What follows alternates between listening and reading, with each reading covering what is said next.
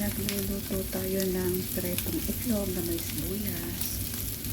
Tapos pinag-brown natin para mas masarap. So ito ang ating baon sa ating almusal sa trabaho. Simpleng luto lang yan. Simpleng ulam. So ayan, okay na sa akin yan. Sibuyas. At saka may itlog. Masarap kung medyo brown. Ayan.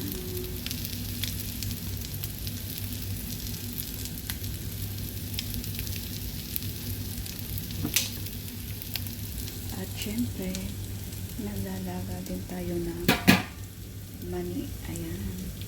Para pang merienda. Ayan ang mani. Naglaga din tayo ng mani. Ayan.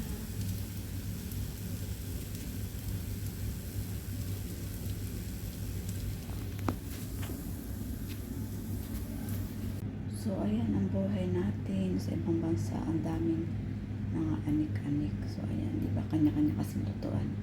So, ayan, nag-prepare na tayo ng ating pambaon, pang-almusal natin. So, ayan, itlog lang ang ating ulam. Tapos, lalagyan syempre natin ng kanin. So, ayan. Munting kanin lang, okay na yan. Ayan.